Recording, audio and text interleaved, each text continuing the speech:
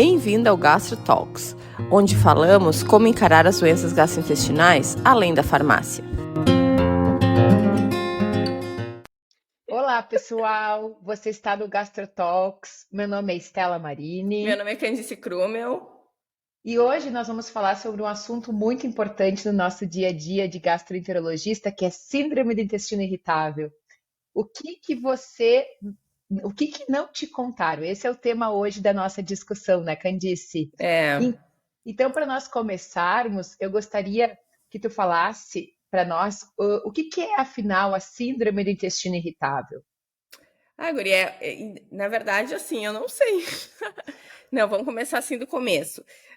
Se a gente pegar a definição do que é síndrome do intestino irritável, dor abdominal com alguma alteração do hábito intestinal, ou constipação ou diarreia, ou aquela coisa de ficar alternando constipação com diarreia, tá? Isso aí tem que ser um sintoma crônico, tu tem que ter pelo menos 3 meses isso, não é uma coisa assim, eu comi uma coisa final de semana, fiquei com dor e tive diarreia, será que é síndrome do intestino irritável? Não, é uma coisa recorrente, tá? Bom, é frequente na nossa população, a gente sabe, né?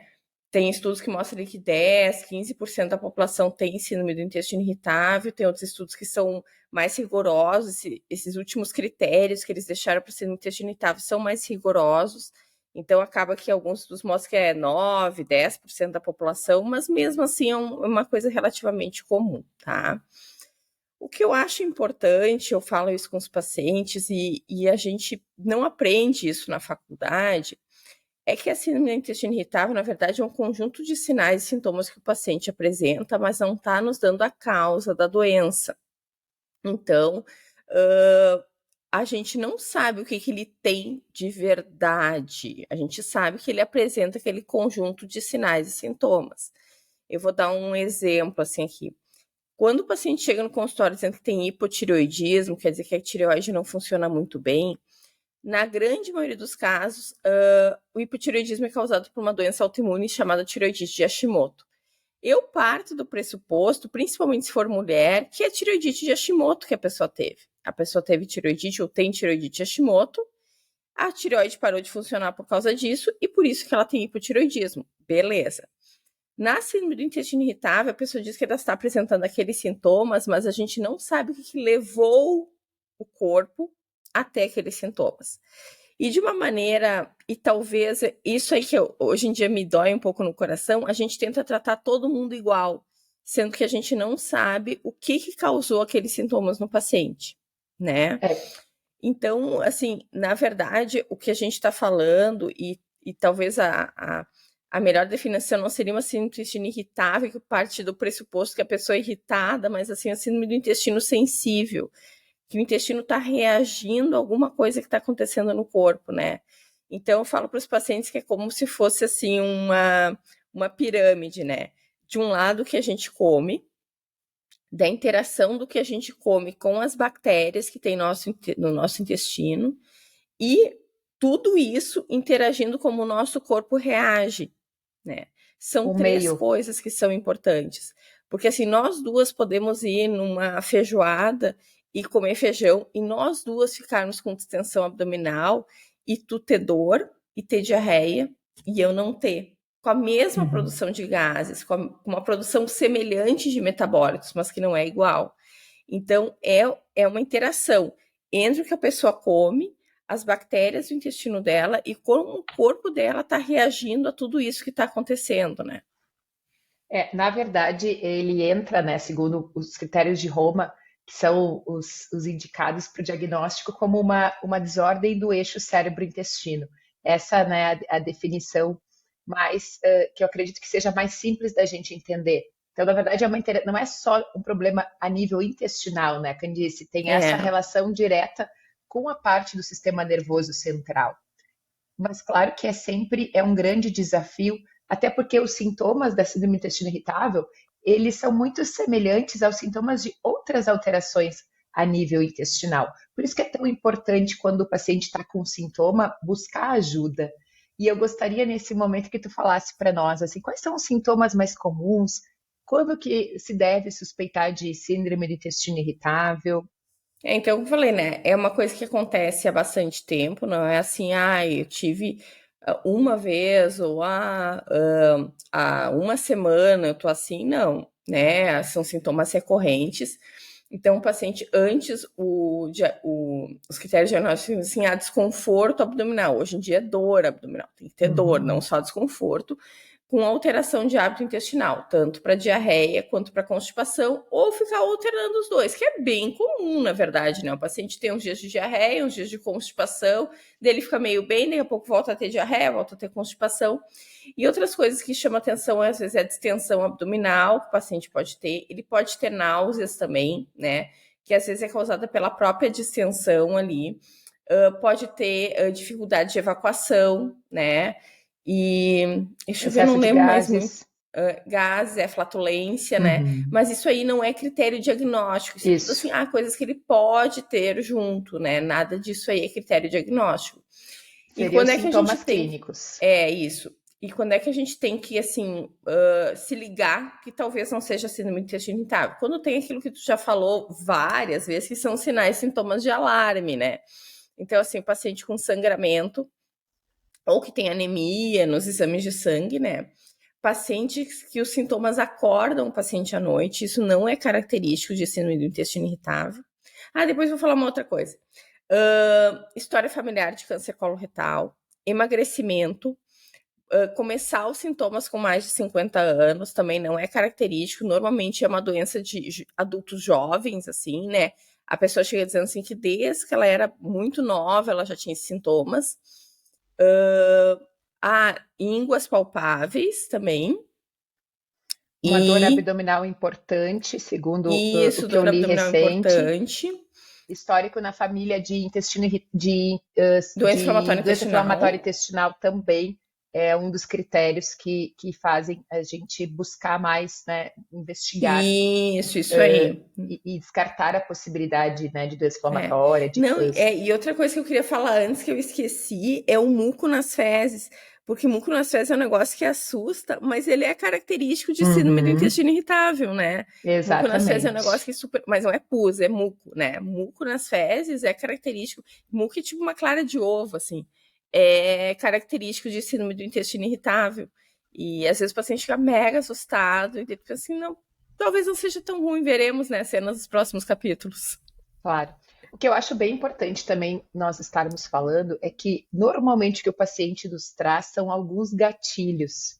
Um gatilho bem determinado é assim: fui para a praia no verão, tive uma gastroenterite horrorosa, daquelas de verão de praia, e depois disso, doutor, o meu intestino ele não voltou mais ao normal. Claro que tem que descartar a possibilidade de desbiose, mas está bem descrito a síndrome do intestino irritável pós-infecciosa. Então, essa gastroenterite como um gatilho. Outra questão que eu acho sempre importante falar, os pacientes relatam frequentemente, a literatura fala isso, né, de situações de estresse na vida como um gatilho, né? Tem uma apresentação importante, tem algo, então, justamente mostrando essa conexão do cérebro, ou seja, das nossas emoções, com o intestino. Então, basta ter um compromisso, ter algo mais significativo no meu dia a dia que me leva, né, a ter desperto meus medos, o meu intestino já realmente desorganiza. Guria, eu E era assim. Eu tinha prova de química e matemática, eu tinha que sair correndo. Na verdade, assim, eu recebia a prova e tinha que sair correndo pro banheiro, né? Quando eu ex- tava ali 15, 14, 15 anos. E teve uma vez que o professor proibiu todo mundo de ir no banheiro. Eu comecei a fazer a prova de matemática. Pensei, não vai dar. Não vai dar, tá? Chamei ele no meio da primeira questão e falei, professor, o senhor pode pegar minha prova, né? E já meio que levantando, ele, não, Candice, tu não fez nem a primeira questão. Eu falei, o senhor não tá entendendo, pega a minha prova, preciso entendeu? do banheiro. Eu prefiro tirar zero, tipo, né, passar mal, assim. E dele, não, pode ir no banheiro, então. Ficou toda a turma rindo, porque eu saí correndo desesperada, assim, ó, tipo, Mas isso é né? uma característica também, a sensação de urgência. Sim, Aquela necessidade no banheiro agora, não tem como esperar. Até porque, e isso é muito interessante da síndrome, né? A pessoa vem, começa a ter aquele gatilho, e às vezes é rápido. como algo que realmente eu sei que irrita o meu intestino. É uma coisa muito realmente. Tem pacientes que falam isso, né? Já logo já tem o sintoma, e é essa sensação de urgência, o que é muito ruim. A sensação de urgência evacuatória, segundo quando a gente estuda um pouco a questão de qualidade de vida nos pacientes com doença inflamatória, por exemplo, a urgência é uma das coisas que mais atrapalha a qualidade de vida, porque é bem isso, a sensação de que tem que ir agora, e junto com uma dor abdominal intensa. Não, Então é guria, e super tu vê assim, ó, compreensível. eu me curei, eu não faço mais prova de matemática. Tá tudo certo. Eu já diria que tu deve te alimentar melhor, tu alimenta melhor a tua Não, microbiota. não, eu não faço nem prova de matemática nem de química, meus problemas foram resolvidos.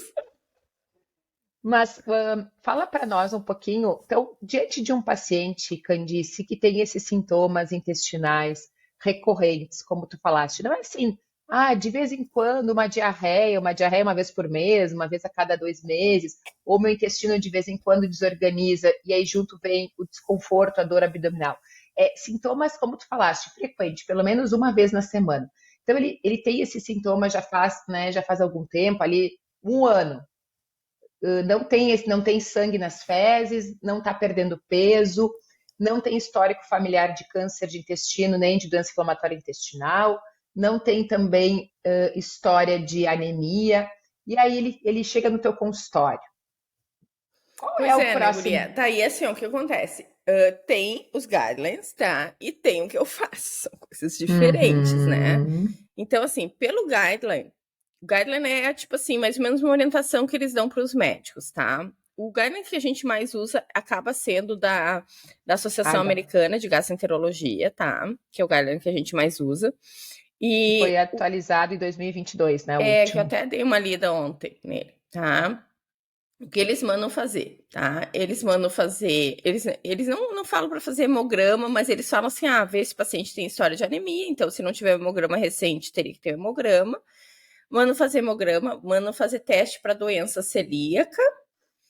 E deixa eu até ver aqui que eu acho que eu Proteína deixei C anotado. reativa, se Proteína C, alterada, eles, isso aí, e marcadores eles indicam inflamatórios. Ponto. calprotectina. Isso aí, ponto. Então eles mandam fazer isso. Hemograma, teste para doença celíaca e marcadores inflamatórios. E se não tiver nada, já pode começar a tratar como se fosse síndrome do intestino irritável, tá? Eu acho isso muito pobre, guria. Tu me desculpa, mas eu acho muito pobre. Eu Eu acho que também tá acho. partido de um ponto ali, ó, que é muito pobre, muito, muito pobre. Assim, eu não consigo fazer isso, né? Não, eles não falam nem da intolerância à lactose, né? Não, não falo nem da intolerância à lactose. Provavelmente até porque, assim, talvez lá nos Estados Unidos tenha bem menos intolerância à lactose que no Brasil, por causa da ascendência deles, aquilo que a gente estava falando quando a gente fez o podcast de intolerância à lactose, né? Que depende muito da população, tá?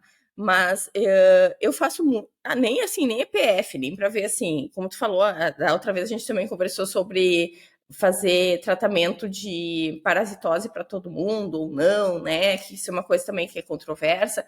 Não, eles não mandam ver se tem parasita, eles não mandam ver se tem intolerância à lactose. Eu acho pobríssimo. Então, assim, a minha investigação é muito maior do que isso. Eu peço colonoscopia para todo mundo? Não, obviamente que não, tá? Mas eu vou te falar que a minha régua para pedir colono, ela é baixa, tá? Porque, e assim, ó, como a gente vai ver ali em diagnóstico diferencial, tem tipo colite microscópica, Uhum. que a gente só consegue fazer o diagnóstico com biópsias na colonoscopia, né? A gente só consegue fazer o diagnóstico assim. E eu tenho algumas pacientes jovens que têm colite colagenosa, que é um tipo de colite microscópica. E assim, ó, por esses exames, a gente não consegue definir isso, e essa paciente fica com um diagnóstico de intestino irritável pro resto da vida, né? Então, a minha régua para pedir colono acaba sendo uma régua um pouco mais baixa, eu acho, assim, até porque eu acho que quando o paciente chega ali no consultório, ele já passou por vários médicos. Normalmente eu não sou a primeira médica que ele tá vendo por causa disso, né? Então a minha régua acaba sendo um pouco mais baixa. Eu não peço para todo mundo, mas pedir só hemograma, marcadores inflamatórios e sorologia para doença celíaca, eu acho muito pobre mesmo. Eu não sei Uhum. como é que tu faz, assim. Eu acho que na minha prática clínica é muito parecida com a tua, só reforçando que realmente no Guideline da AGA eles não falam de testar parasitose, mas eu estava revisando no UpToDate, que é uma Uhum. plataforma onde eles juntam todos os estudos, enfim, e é muito usado por nós médicos também quando a gente vai revisar um assunto, que eles vão trazendo os estudos mais recentes, eles sugerem testar giardia. Uhum. Então, basicamente, o que tem, né, realmente e aí é algo, realmente acho que é um exame que vale a pena. Hoje nós sabemos também que aumentou muito, né, os PETs em casa, e a gente sabe que daí aumenta ainda mais, né, o risco aí de infecção pela giardia. A giardia geralmente dá uma clínica muito semelhante ao intestino irritável, da cólica abdominal, da diarreia. Então, realmente é um exame que é importante de ser E daí tu solicitado. testa com IgG ou IgM, né? Ou tu acaba É, fazendo PCR. o que acaba acontecendo que o convênio Não cobre é libera o realmente PCR. é a sorologia, né? Eu costumo Eu peço pedir sorologia sorologia. também. E uma outra questão que eu acho importante, eu costumo usar na prática clínica, embora o Guideline da AGA diga, se proteína C reativa alterada, pedir calprotectina fecal. Calprotectina fecal eu peço para todos os meus pacientes que têm síndrome do intestino irritável, e, aliás, com uma suspeita de sintomas que podem ser intestino irritável, só para você saber, então, o que é calprotectina? Calprotectina é um marcador de inflamação nas fezes. Ele é um exame que tem assim, uma acurácia, ou seja, uma capacidade de diferenciar se o problema é orgânico ou funcional muito boa. Então, é um exame validado para essa diferenciação. Lembra que em outro momento eu falei, né, a diferença da doença orgânica e da funcional. Orgânica é quando tem uma doença realmente, e funcional é quando o funcionamento do organismo está alterado. No caso, a síndrome do intestino irritável é classificada como uma desordem do eixo cérebro-intestino de origem funcional. Então, isso realmente, o que eu faço de diferente é isso. Eu costumo pedir calprotectina para todos os pacientes que têm esses sintomas persistentes. E aí, justamente baseado na calprotectina, e claro, naqueles outros fatores que eu falei antes, eu costumo indicar ou não colonoscopia. E também avalio, né? Como eu disse, se já fez alguma vez. Eu acho. Claro! Então, vamos supor, tu tens 30 anos, tu já foi investigada, tu já fez colonoscopia, já foi biopsiado, teu intestino não tem que estar repetindo de novo, a não ser que tenha sintomas diferentes. Isso é uma coisa que eu acho que é sempre importante a gente Não é, a paciente fala reforçar. assim, há 2 anos atrás, tá aqui meus exames, eu fiz toda essa investigação e não deu nada. Daí tu olha, essa investigação tá completa mesmo? Não, tipo assim, não tem a mínima para fazer de novo. Agora, o que acontece é que às vezes o pessoal faz a colonoscopia e não faz biópsia, isso também acontece, né? Isso. E uma coisa que eu lembro que o nosso professor o Franciscone falava: chega um momento, tem toda a investigação na mão, vamos parar de fazer exame. Porque senão a gente sempre fica naquela dúvida, mais uma colonoscopia. Não, já foi investigado, o sintoma mudou ou não mudou. Isso serve muito para várias doenças do tubo digestivo. Então, endoscopia fica bem claro, pessoal. Endoscopia e colonoscopia, ela não vai curar nenhuma doença, ela é para diagnóstico, ela é para investigação. Tem indicação em algumas situações? Tem, mas são poucas as doenças que tu tem que fazer endoscopia todo ano, que tu tem que fazer colonoscopia todo ano. Tem algumas doenças que precisa, mas é para a minoria das doenças. Então, o sintoma não mudou. Eu já estou há 5 anos assim. A cada duas vezes por semana, eu tenho diarreia. Eu já fui investigada, já fiz endoscopia, já fiz os exames de intolerâncias alimentares. Né? O meu diagnóstico é síndrome do intestino irritável. Então, chega um momento que a gente tem que parar de fazer exame, exame, exame e realmente buscar o tratamento da causa. Candice, voltando então um pouquinho, então nós já falamos do que é a síndrome do intestino irritável, falamos quando suspeitar da síndrome do intestino irritável, falamos de como é feita essa investigação e agora então gostaria que tu falasse para nós sobre o tratamento da síndrome do Ah, intestino guria, mas antes irritável. eu quero falar ainda das causas, tá? Porque isso que eu Ótimo. comecei falando, que o que que acontece quando a gente conversa e tu vê que assim, ó, tem várias coisas que podem dar sintomas, como síndrome do intestino irritável, que a gente e eu acho que e eu realmente assim, fazendo um meia-culpa assim da medicina, eu acho que tem coisas que a gente ainda não consegue fazer o diagnóstico, tá? E Uhum. talvez aí entre principalmente essa coisa de sensibilidades e intolerâncias alimentares, né? Então, além das parasitoses, né, a gente estava falando assim da giardia, que é uma coisa difícil eventualmente fazer o diagnóstico, né? Eu acho que entre essas sensibilidades e intolerâncias alimentares, quando a gente vai ler, tem assim, intolerância à histamina, que a gente talvez vamos fazer um podcast ainda sobre essas intolerâncias e sensibilidades alimentares, mas que a gente ainda está meio que patinando no negócio diagnóstico. Tu já deve ter lido, porque eu também já li coisas sobre o níquel, né? Que pessoas que têm alergia a níquel têm mais síndrome do intestino irritável do que outros. Então, talvez tenha alguma coisa no níquel que está presente nos alimentos, que é um negócio muito louco, mas que a gente também nem pesquisa direito, né? Nem tem como pesquisar isso, né? A intolerância à lactose, a gente já falou. Intolerância à frutose, guria, que a gente também não pesquisa muito nos pacientes, é uma coisa relativamente rara. E, na verdade, eu vou fazer um parênteses aqui na frutose, porque, na verdade, a intolerância à frutose é uma doença genética bem rara, que tem a ver mais com o metabolismo da frutose, que é o açúcar da fruta. Seria a má absorção de frutose mesmo, que todos nós temos em menor ou maior grau, tá? Porque a nossa absorção de frutose, ela é feita por um carregador que ele tem um teto máximo. Então, se nós duas subir numa árvore de bergamota e comer bergamota a tarde inteira, provavelmente no final da tarde a gente vai estar com distensão abdominal e tem um pouquinho de diarreia, porque a gente tem uma capacidade máxima de absorver frutose, né? Então, às vezes aquela coisa assim, parece que comer fruta é muito saudável, mas tem algumas pessoas que se comerem muita fruta, talvez tenham sintomas de intestino irritável. Eu tinha uma paciente que ela foi no consultório, a queixa dela não era dor, era distensão abdominal. E dela falou assim, o meu filho falou que é por causa das minhas bergamotas. Eu falei assim, tá, mas quantas bergamotas tu come?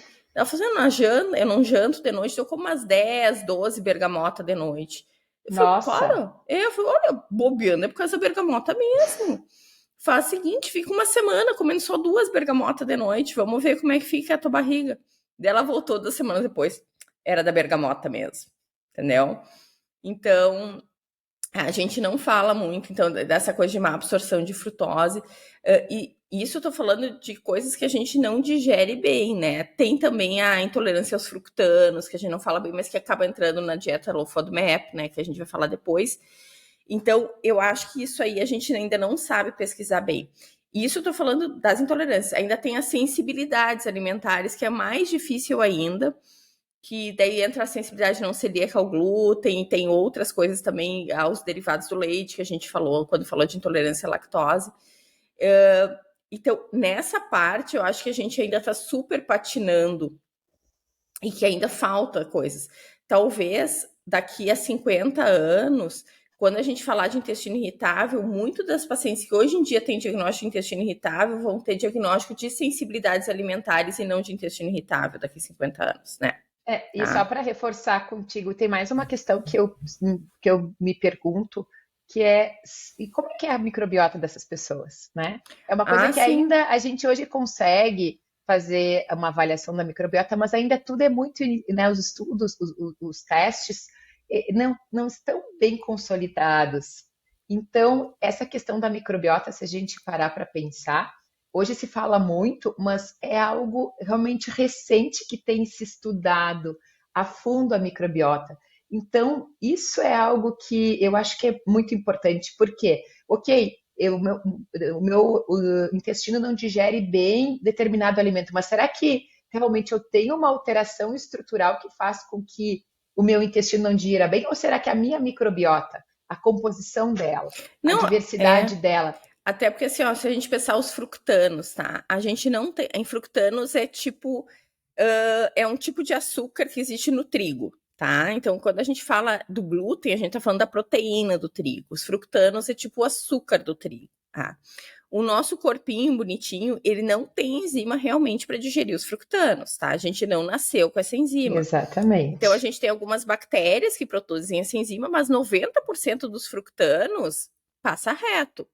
Agora, o que esses fructanos fazem na microbiota colônica, isso varia de pessoa para pessoa. Então, assim, isso aí. Em algumas pessoas, os fructanos passam, a microbiota colônica até usa um pouquinho ali, até porque os fructanos acabam sendo ali aquela fonte de fibra para o nosso intestino, né? Então, algumas usam ali os fructanos.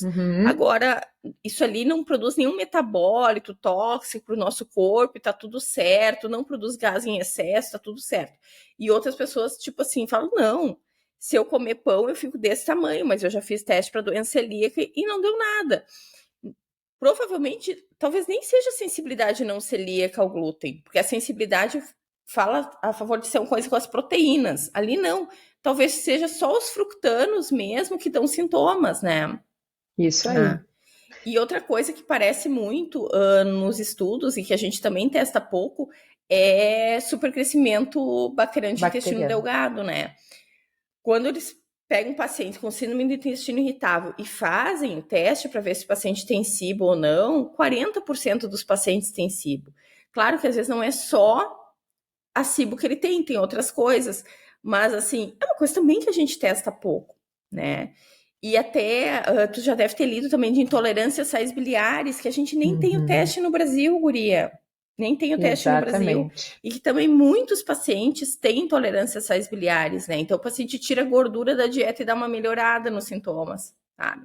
Então acho que tem muita coisa que a gente ainda tá patinando, sabe? E eu fico muito triste, porque não seriam coisas tão difíceis assim da gente fazer o diagnóstico. Eu acho que as pessoas, assim, os médicos, eles não gostam muito de entrar nessa parte da dieta, então eles preferem nem estudar os alimentos. Deixa assim, vamos ver o intestino. Só que o que está entrando é óbvio que vai mexer muito com o que está lá dentro. Então a gente tem que começar a estudar o que o paciente está comendo. E tem uma questão que eu acho importante de nós falarmos, que é justamente essa autoobservação. Eu valorizo muito isso, né? Eu também. Do paciente, eu digo, quem melhor se conhece é a pessoa.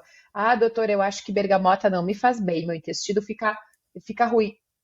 Quem sou eu? Ah, mas bergamota não está aqui na lista. Na lista. Não, cada organismo é diferente, porque primeiro que nós não somos iguais nem fisicamente. Segundo que a microbiota de cada um, a gente sabe que é diferente, é que nem a nossa digital. Cada um tem uma microbiota diferente em termos de variabilidade, de número de espécies, de diversidade. Então, assim, como que é a interação dessa microbiota com os alimentos? Isso é muito particular de cada um. Então, essa observação, claro, quando nós formos falar sobre o tratamento, né, a Candice vai falar da dieta Low Food Map, mas essa observação ela é essencial. Mais do que qualquer guideline, qualquer guia, a sabedoria da pessoa, ela deve sim ser valorizada. Não, e claro, tu sabe, que agora tu falou da microbiota ontem, né, que eu te falei, eu fui dar ali a revisadinha, assim, no guideline americano, e no final eles falam, tipo assim, eles começaram, tipo assim, eventualmente fazer o teste da microbiota e da metabolômica pode ajudar no diagnóstico, né? Então, pelo menos eles citaram, assim, eles não colocaram assim, não é para fazer, eles falaram, eventualmente fazer esses testes podem ajudar no diagnóstico. Mas mesmo assim, eu acho o Gailan bem pobrezinho, assim, sabe? Quando você lê, eu fico meio decepcionada, entendeu? Eu penso que a questão dos testes, por exemplo, né, da microbiota, por exemplo, a gente conhecer melhor do paciente, ainda como eu disse, eles são de difícil acesso, principalmente pela questão do custo. São exames de alto custo, assim como para supercrescimento bacteriano no intestino delgado, são testes de alto custo, mas quem sabe com o tempo foi que nem a calprotectina lá no início, né? Era um exame de alto custo e depois, à medida em que ela foi se popularizando, hoje a gente já consegue realmente que os pacientes tenham acesso. E na verdade, assim, o que acontece? A calprotectina foi se popularizando porque esses guidelines começaram a colocar que tinha que fazer calprotectina em todo mundo. Daí as pessoas começaram a pedir mais e foi baixando o custo. No momento que começar a dizer, olha, eu acho que isso aqui ajuda no diagnóstico, eu acho que tem que fazer, e as pessoas começam a fazer mais, o custo vai baixando também, né? Perfeito. Vamos falar agora, tem mais alguma coisa que tu queira falar? Não, então é isso que eu queria falar, que eu acho assim, que tem, que às vezes assim, e eu fico assim, meio assim com os pacientes, porque eles estão falando, e eu fico pensando, tem coisas aí que eu não vou conseguir testar. Então a gente vai ter que ir por tentativa e erro, e normalmente a tentativa e erro é na dieta. E que eu falo para eles, olha, eu acho que daqui uns 15, 20 anos vai ser diferente. Mas eu falava isso há 15 anos atrás. Então eu já tô achando que eu tô enganando a pessoa. Porque há 15 anos atrás eu realmente achava que hoje em dia a gente ia ter um leque muito maior, assim, e não mudou muita coisa. Isso que é o pior. Talvez o que mudou é o negócio da SIBO, que a gente testa mais. Mas mesmo se eu pensar, mesmo o negócio da SIBO faz mais de 10 anos que eu comprei o aparelho de teste respiratório. Então, assim, já se falava naquele tempo, tá? E daí eu lembro que eu fui para os Estados Unidos fazer o congresso lá e eles falaram de intolerância a fructanos. E eu pensei, uau, que massa, dá para fazer o teste respiratório com fructanos. Não tem para vender fructano aqui no Brasil para fazer o teste, não tem o extrato para vender. Então não tem como fazer o teste porque não tem o extrato para vender. Daí eu mandei mensagem para os caras lá dos Estados Unidos e eles perguntaram se eu queria ser importadora. Não, eu não tenho esse know-how para ser importadora, entendeu? Sim. Mas é muito difícil, às vezes, porque a gente trava nessas coisas bem burocráticas, assim, né? Bom, vamos falar do tratamento. Na verdade, eu vou falar do tratamento, e tu viu que essa Associação Americana de Gastro lançou, eu vou falar uma coisa que eu até anotei, porque eu queria que tu falasse sobre isso, tá? Que tu sabe falar sobre isso muito melhor do que eu. A Associação Americana de Gastro lançou um guideline só sobre dieta para síndrome do intestino irritável, tá? E daí, a primeira orientação deles, eu lembrei da Estela. Eu vou até ler para vocês, eu vou ler a minha tradução, tá? Que não é, né? Orientações dietéticas são ideais para pacientes que têm insight sobre os sintomas e associação dos sintomas com as refeições. E estão motivados para fazer as mudanças necessárias. Isso é bem importante. Ele justamente fala isso no guideline, né? De respeitar a vontade da pessoa. Vem aquela coisa da gente não chegar lá e o paciente você tem o diagnóstico de intestino irritável, então tem que cortar isso da alimentação. Isso essa questão, né, que eu disse, comportamental, essa questão, a gente chama isso de entrevista motivacional dentro do estilo de vida. É tu ouvir a pessoa, ouvir como é que ela tá, qual é a motivação, como é que é o dia a dia dela, como é que a alimentação entra aí no dia a dia dela. Eu sou uma pessoa que eu já sei que um determinado alimento, ele não me faz bem, mas eu gosto muito e ele faz parte do meu dia a dia e eu não consigo cortar. Ok, não adianta a gente ficar insistindo com ela, porque ela já sabe, né, o que realmente faz, né, o quanto aquele alimento, o impacto dele na saúde da pessoa. Então, isso de ouvir a pessoa é muito importante. Isso a gente, na entrevista motivacional, é isso, a gente escuta a pessoa antes de sair querendo consertar. Porque eu acho assim, ó, eventualmente, vou te dar um exemplo, assim, talvez a intolerância à lactose seja um bom exemplo. A lactose, ela entra dentro da dieta, tá? É uma das coisas da dieta. A pessoa fala assim, que eventualmente quando ela toma sorvete, ela tem umas diarreia, blá, blá, blá. Daí tu fala o negócio da lactose, blá, blá, e ela olha e fala assim, não, mas eu acho que eu prefiro ter diarreia do que parar de tomar sorvete. Cara, essa é uma decisão da pessoa. Ela que sabe o quanto aqueles sintomas atrapalham a vida dela ou não, entendeu? Então, assim, eu não levo pro pessoal, para mim tá tudo certo. A pessoa que sabe quando o sintoma tá atrapalhando, tá diminuindo a qualidade de vida ou quando não está. Exatamente. Agora, também o que acontece, e aconteceu comigo semana passada, a paciente tinha um diagnóstico de intolerância à lactose, a gente conversou, daí ela foi para casa, voltou 2 anos depois com as mesmas queixas, distensão abdominal, desconforto, e eu perguntei, tu tá cuidando do negócio leite à dieta? Não tô. Só que ela queria refazer toda uma investigação. Eu falei, não, então espera um pouco, alto lá. Primeiro, tu tem que tirar a lactose da jogada. Não adianta a gente refazer uma investigação sabendo que tu tem uma coisa que dá esses sintomas. Tu já tem o diagnóstico. Exatamente. Mas eu quero ver se eu não tenho mais nada. Mas não é assim que funciona. Entendeu? Isso é uma coisa que eu sempre sugiro para os meus pacientes tomarem cuidado. Porque geralmente, quando ele começa com um sintoma intestinal, a primeira coisa é botar no Google. Diarreia. E aí, o universo de diarreia vem muitas doenças e geralmente as doenças que são mais graves. Então, a pessoa já chega para consultar achando que está com câncer de intestino, achando que está com doença de Crohn. Então, uma coisa muito importante, as doenças intestinais, ela tem sintomas muito semelhantes. O que vai nos ajudar a fazer as nossas hipóteses e conduzir a investigação é justamente os detalhes. E aí vem aquele papel que eu falo, né? Quem disse, nós médicos, nós somos investigadores. E o investigador, ele vai atrás das pistas. que são aqueles detalhes. Que hora que te dá essa diarreia? É de dia ou de noite? Tem relação com algum alimento específico? Tem sangue nas fezes? É esse detalhamento que quando tu bota no Google genericamente diarreia, não faz essa diferenciação.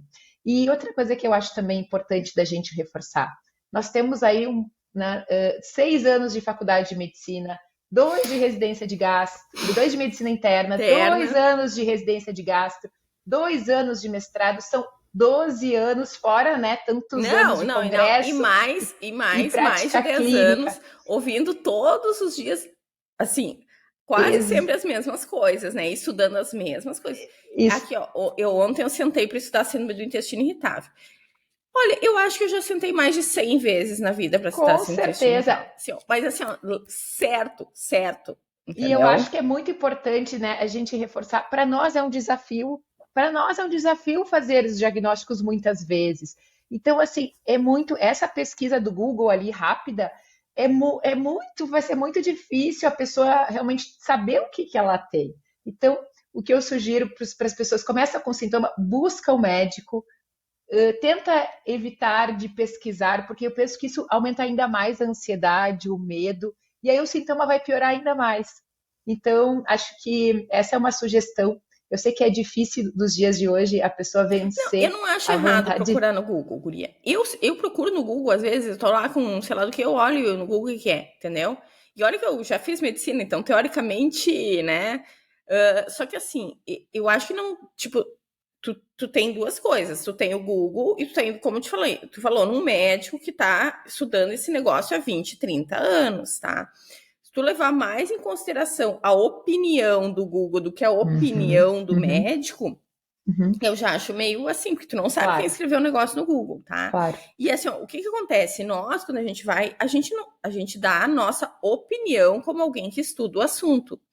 Eu não tenho como dar diagnósticos de certeza, assim, o paciente vai dizer assim, ó, pá, acabou, né? Eu tô dizendo assim, olha, eu acho, pelo que eu estudei, pelo que deve ser por aí, entendeu? Agora, o paciente, ele que decide quem ele quer seguir, né? Claro. Mas é também isso que eu falo pros pacientes, olha, não dá pra, tipo assim, chega lá, eu quero fazer colonoscopia, blá, blá, blá, blá, blá, blá, tá. Fala assim, olha, é o seguinte, quando a gente bota a carroça na frente dos bois, a chance de dar errado é muito maior, tá? É a mesma coisa que a gente faz uma receita. Não adianta colocar no forno antes de juntar os ingredientes, tá? A Tudo gente tem passos, momento, né? a gente tem passos isso que a gente segue para as coisas darem certo.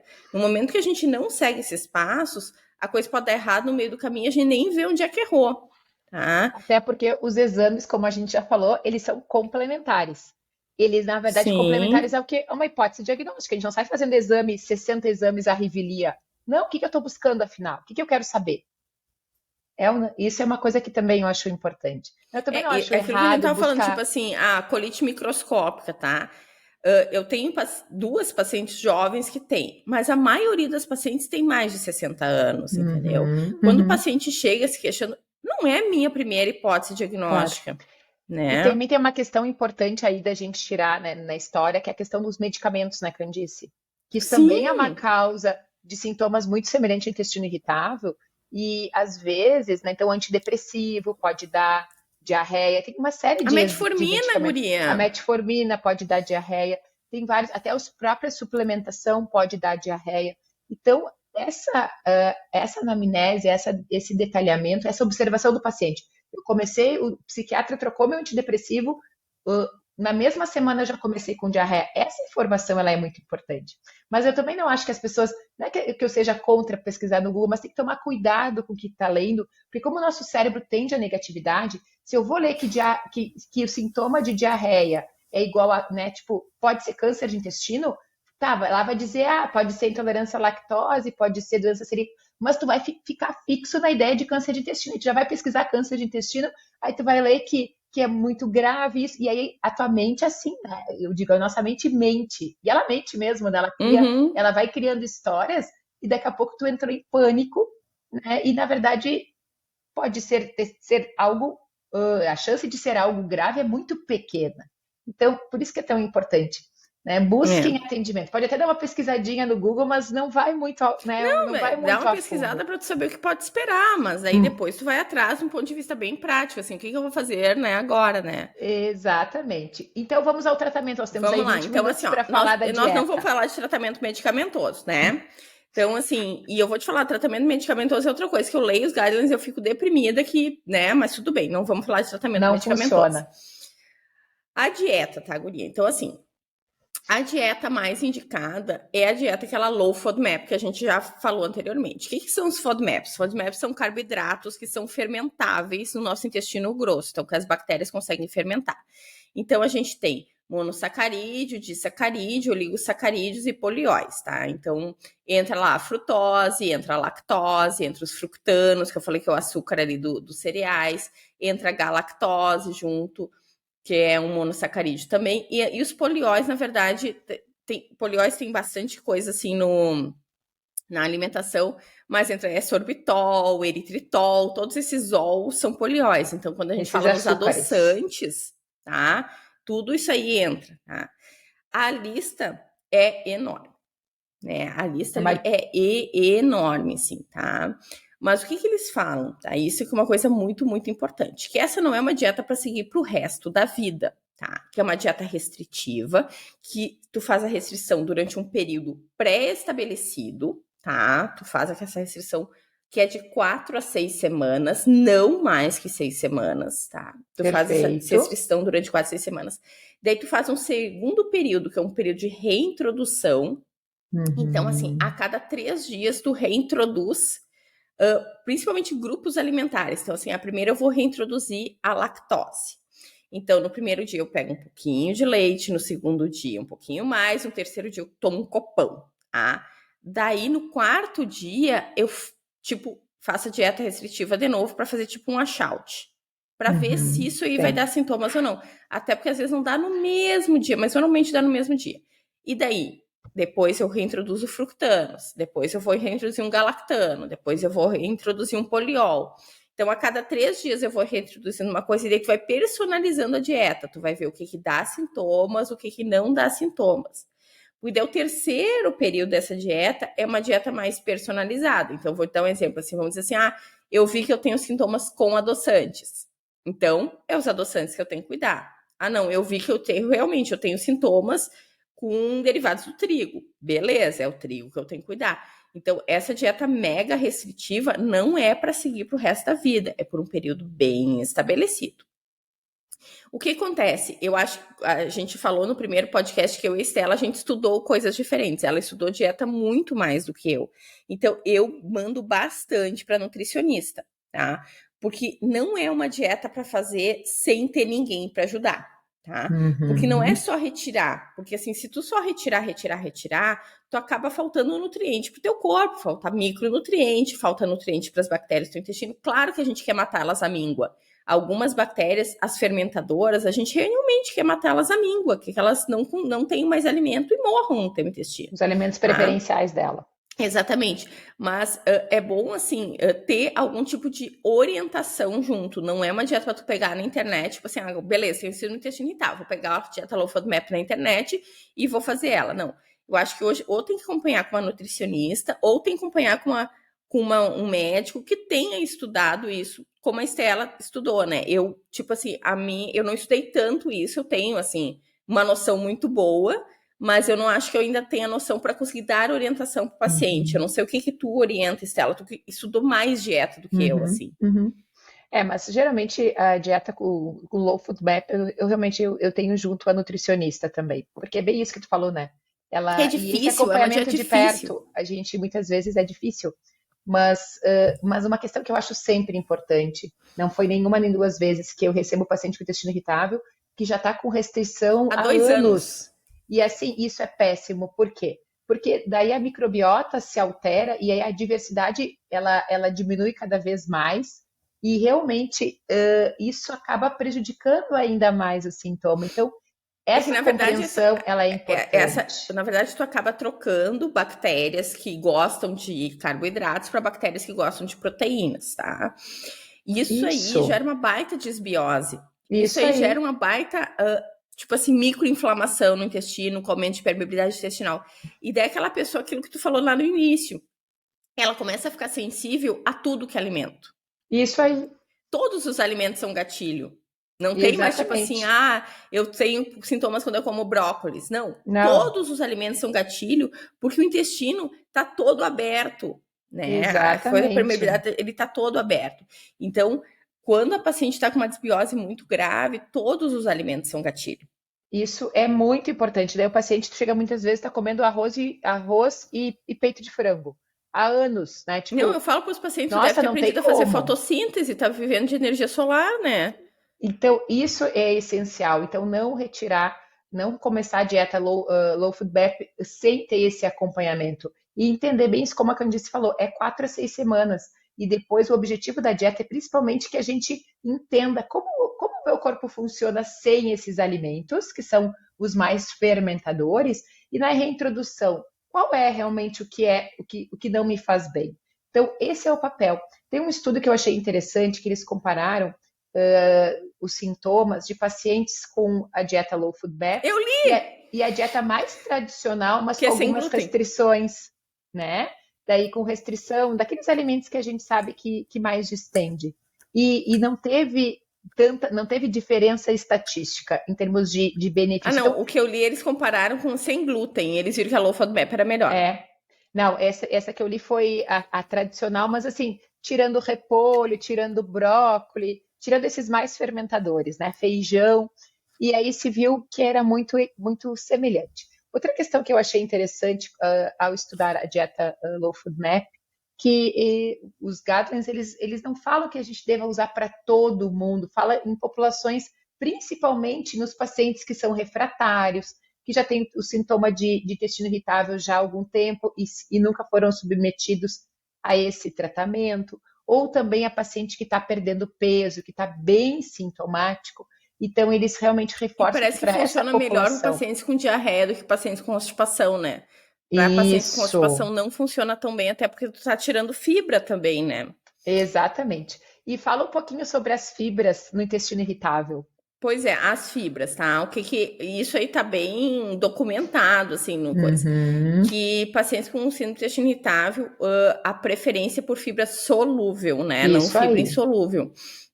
E que as fibras solúveis, elas estão associadas com melhoras dos sintomas, inclusive melhora da dor abdominal, né? isso aí. E que entra o psyllium, né, guria? Que é talvez a fibra solúvel que a gente mais usa.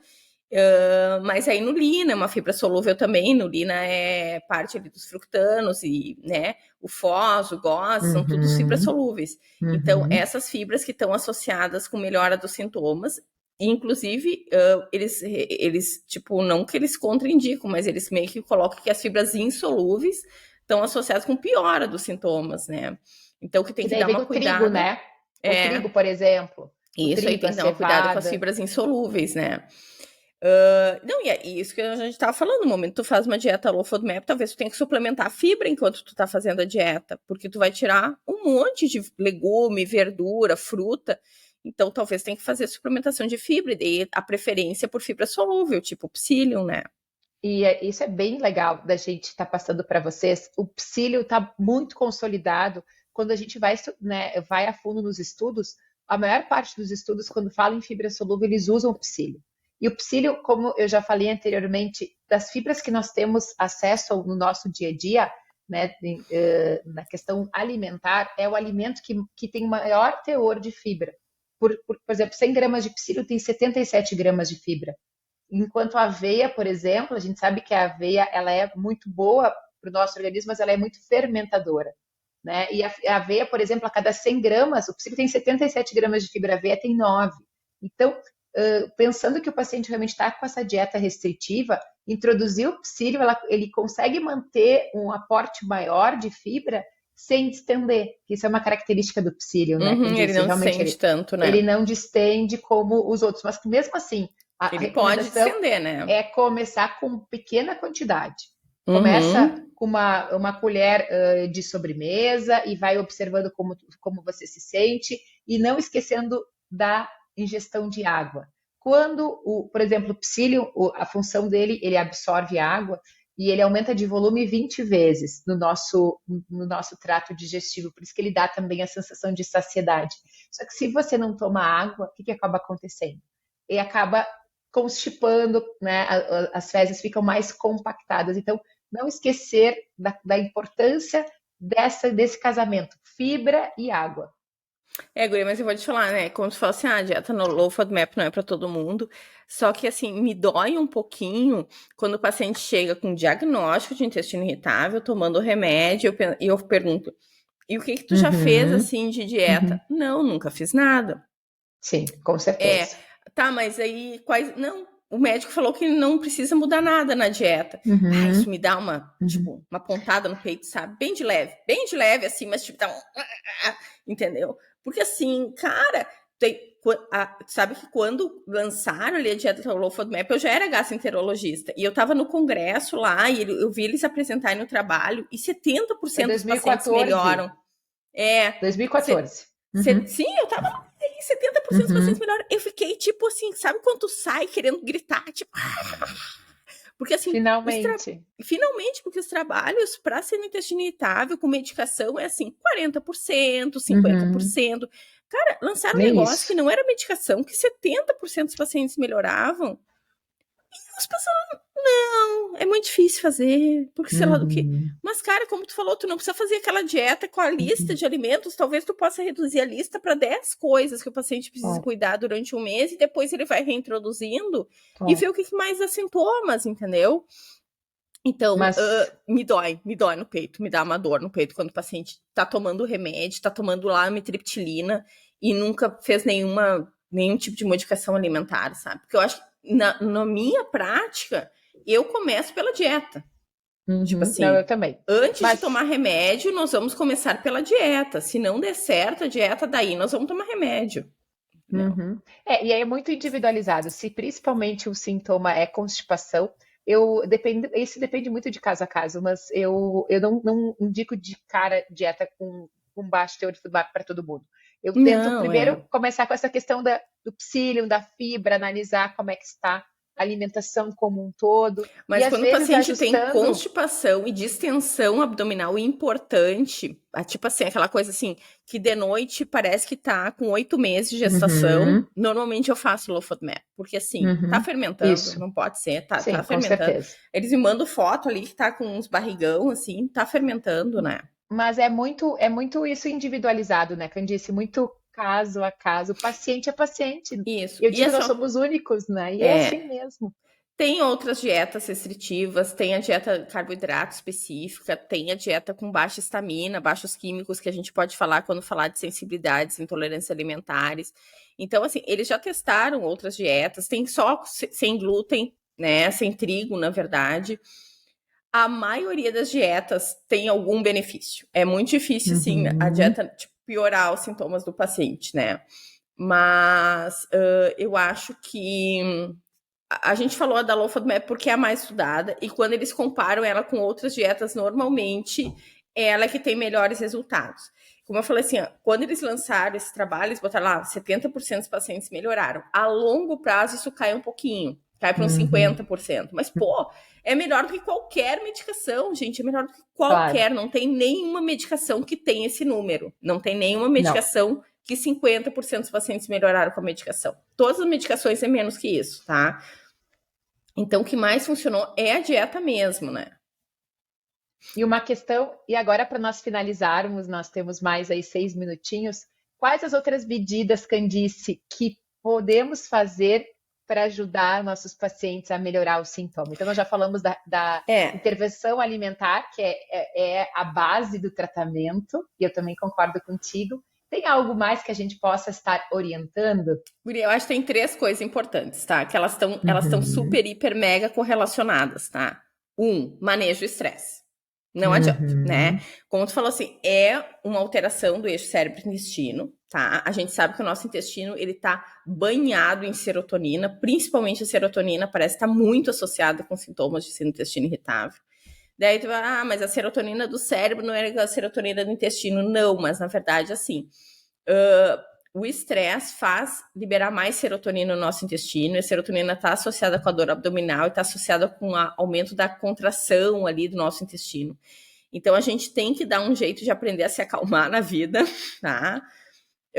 Eu acho que Respira. A gente já falou isso um zilhão de vezes, mas eu acho que o mais funciona é exercício de respiração mesmo, né?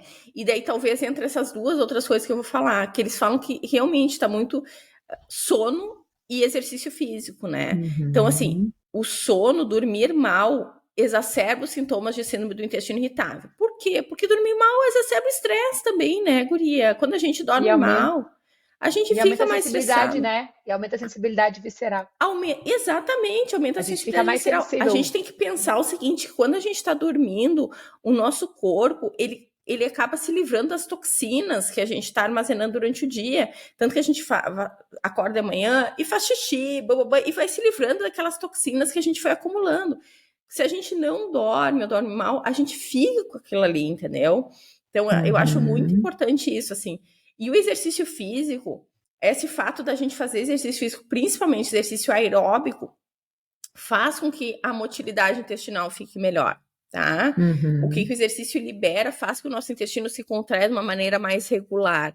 Então, para pacientes que têm síndrome do intestino irritável, não adianta, tem que cuidar do corpinho.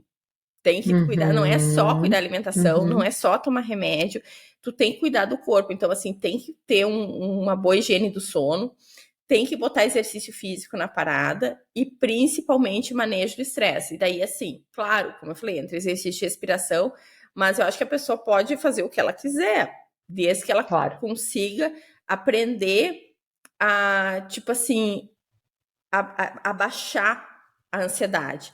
Claro, daí tu vai ver assim, 50% dos pacientes com síndrome do intestino irritável têm ansiedade, 25% tem depressão, sobra 25% não tem nada, né? Ou tá junto ali. Mas a ansiedade na nossa população tá muito alta também, entendeu? Somos o país mais ansioso do mundo. Claro. Número 1 em ansiedade. Não, e outra coisa, assim, as pessoas esperam que a gente seja ansiosa. A pessoa manda uma mensagem celular, se a gente não responder em 5 minutos, as pessoas surtam, entendeu?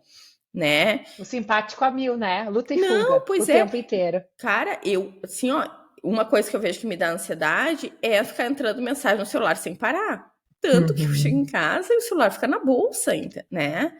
E tá todo mundo me xingando que eu não respondo mensagem, mas assim, ó, porque senão eu vou me tornar uma pessoa ansiosa. Tu sabe, né, Estela? Eu demoro 2 horas para responder uma mensagem. Mas tá certo, é isso mesmo. A gente tem que realmente se auto-observar. Quais são os gatilhos? Exatamente. E tem uma questão importante também, que é a questão do excesso de substâncias tóxicas, que isso também eles falam no intestino irritável, que é o álcool e o café, que para algumas pessoas pode piorar o sintoma.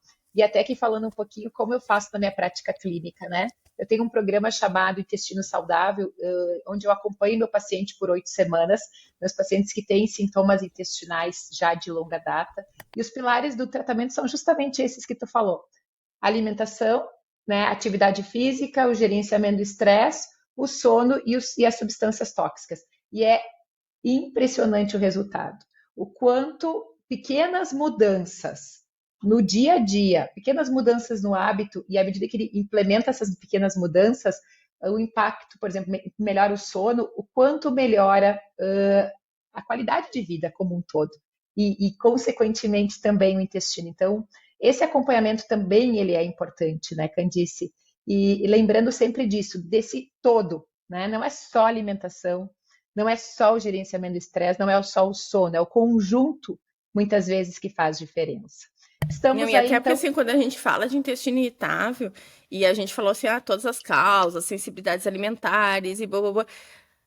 Gente, a gente não tem cura para isso ainda. É uma coisa que a pessoa vai ter que aprender a conviver com isso, né? E assim, quanto mais ela aprender a conviver, tipo assim, mexendo pouco nos hábitos, né? Mas tendo uma vida normal, melhor. É muito ruim a pessoa ter uma restrição alimentar que elas não podem ser com as amigas, entendeu? Que tem que, tipo assim, eu tenho que levar sempre a minha marmita, eu só posso comer arroz. Então, quanto mais ela for aberta, é melhor pra gente, só que daí tem que às vezes fazer pequenas concessões em várias coisinhas para poder ter uma vida plena, né? Até eu li um artigo aqui que eu achei bem legal, que olha só, que eles botaram assim, Comer Um minuto. regularmente. Limitar alguns alimentos, tá? Sim. Diminuir o álcool, diminuir cafeína, diminuir refrigerantes. Uhum. E o manejo do estresse melhora os sintomas em 50% dos pacientes. Isso é a uma longo prazo. coisa né? muito importante, né? A gente não ficar só focado na dieta, né? É nesse Isso aí. todo, como a gente acabou de falar. Candice, fechamos o nosso tempo. Então tá. Até, pessoal, então nos siga nas redes sociais. O meu Instagram é Estela Marini Gastro. O meu é candicecrume.gastro. Mandem sugestões. E até o próximo episódio. Até a próxima. Beijo, Estela. Tchau, Tchauzinho. tchau!